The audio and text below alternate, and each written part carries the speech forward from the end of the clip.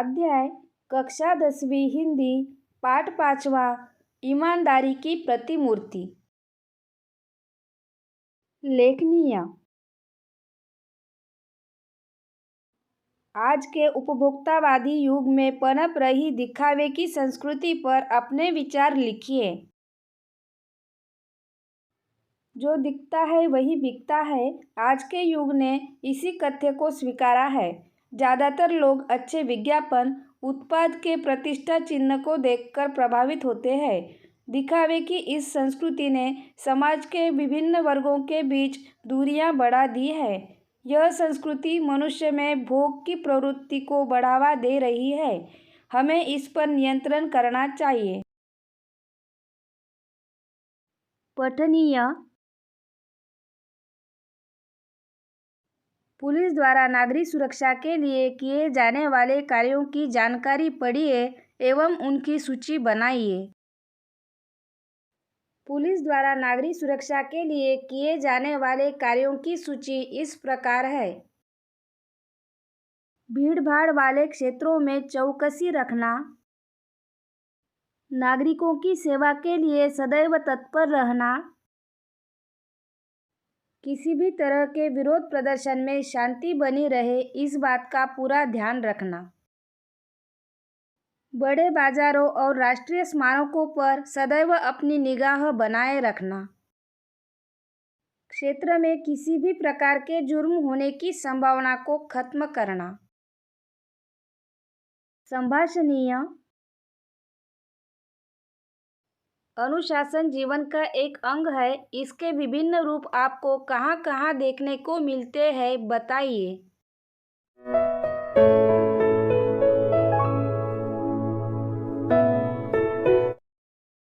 जीवन में अनुशासन का बड़ा महत्व है। अनुशासन हमारे जीवन के हर क्षेत्र में जरूरी है। अनुशासन का अर्थ है नियमित और संयमित जीवन शैली, अतः ऐसी जीवन शैली जो नियमों से बंधी हो। जीवन के ऐसे अनेक क्षेत्र हैं जहां हमें अनुशासन देखने को मिलता है और इसके विभिन्न रूप देखने को मिलते हैं। विद्यार्थी जीवन। विद्यार्थी जीवन में हमें अनुशासन का पाठ पढ़ने का मौका मिलता है। स्कूल में हमें अनुशासन के मूल तत्व सिखाए जाते हैं। स्कूल वर्दी के रूप में या विद्यालय के नियम पालन करने के रूप में हमें अनुशासन का पालन करने का अवसर मिलता है। सेना। अनुशासन का बेहतरीन रूप हमें सेना में देखने को मिलता है। हम देखते हैं कि सेना के जवान कितने अनुशासित जीवन शैली जीते हैं। उनके जीवन में कड़ा अनुशासन होता है और अनुशासन में कोई भी ढील नहीं होती।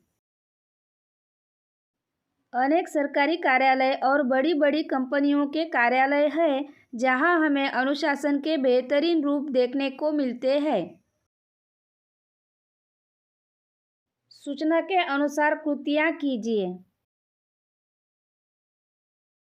संजाल पूर्ण कीजिए। शास्त्री जी की स्वभावगत विशेषताएं।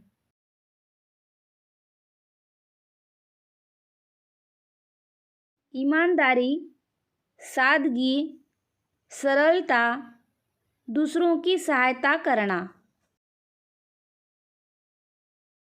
परिणाम लिखिए। सुबह 5:30 पौने 6 बजे दरवाजा खटखटाने का। नींद टूटना और बड़ी तेज आवाज में बोलना। 60 पैसे प्रति किलोमीटर के हिसाब से पैसा जमा करवाने का। पिता की यह बात सुनकर दोनों भाई वहां रुक नहीं सके, कमरे में जाकर देर तक फूट-फूट कर रोते रहे। पाठ में प्रयुक्त गहनों के नाम।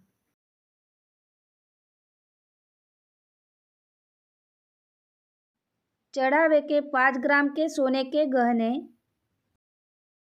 टीका, नथुनी, बिछिया। वर्ण पहेली से विलोम शब्दों की जोड़ियां ढूंढकर लिखिए। दुख सुख, बुरा भला, प्रसन्न अप्रसन्न, सदुपयोग दुरुपयोग। पर जो असल गहना है वह तो है। इस वाक्य से अभिप्रेत भाव लिखिए। स्त्री के सोने चांदी हीरे मोती के गहने उसके शरीर के बाह्य श्रृंगारिक गहने होते हैं। यह गहने स्थायी नहीं होते। स्त्री का असली गहना तो उसका पति होता है जो जीवन भर उसका साथ निभाता है। कुर्ते के प्रसंग से शास्त्री जी के इन गुणों का पता चलता है। किफायत से रहना, खादी के कपड़ों से लगाव। पाठ में प्रयुक्त परिमाणों की सूची तैयार कीजिए। ग्राम, किलोमीटर, पैसे, 5.5, पौने 6। पल, मिनट, बजे, सप्ताह, महीना। पर शब्द के 2 अर्थ लिखकर उनका स्वतंत्र वाक्य में प्रयोग कीजिए। पर अर्थ पक्षी का पंख। वाक्य कुछ पंछियों के पर बहुत बड़े होते हैं। पर अर्थ लेकिन या परंतु। आकाश में बादल छाए पर बारिश नहीं हुई। अभिव्यक्ति सादा जीवन उच्च विचार विषय पर अपने विचार लिखिए। सादा जीवन उच्च विचार से हमें पता चलता है कि हमें एक सादा जीवन जीना चाहिए, लेकिन हमारी सोच सीमित नहीं होनी चाहिए। हमें अपनी सोच को केवल रोजाना के कामों के इर्द गिर्द तक ही सीमित नहीं करना चाहिए। हमें अपनी जिंदगी के साथ साथ हमारे आसपास के सकारात्मक बदलावों के बारे में भी सोचना चाहिए। यह नीति वचन किसी भी प्रकार के दिखावे के बिना एक साधारण जीवन जीने के महत्व पर जोर देती है। हमें अपनी इच्छाओं और ज़रूरतों की जांच करना चाहिए। हालांकि जब सोच और विचारों की बात आती है तो ये बड़े होने चाहिए। हमें केवल स्वयं के बारे में ही नहीं सोचना चाहिए, बल्कि अपने आसपास के लोगों के बारे में भी सोचना चाहिए। भाषा बिंदु। निम्नलिखित वाक्यों को व्याकरण नियमों के अनुसार शुद्ध करके फिर से लिखिए। प्रत्येक वाक्य में कम से कम 2 अशुद्धियां हैं। करामत अली गाय अपनी घर लाई। करामत अली गाय अपने घर ले आए। उसने गाय की पीठ पर डंडे बरसाने नहीं चाहिए थी। उसे गाय की पीठ पर डंडे बरसाने नहीं चाहिए थे। करामत अली ने रमजानी पर गाय के देखभाल का जिम्मेदारी सौंपी।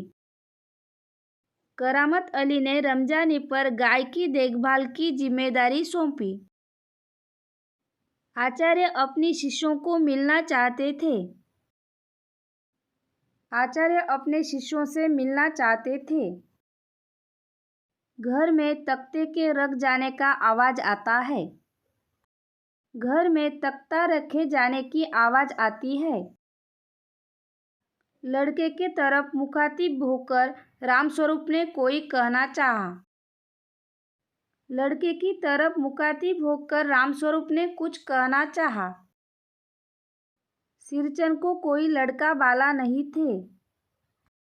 सिरचन को कोई बाल बच्चा नहीं था। लक्ष्मी की एक झुब्बेदार पूंछ था। लक्ष्मी की एक झब्बेदार पूंछ थी।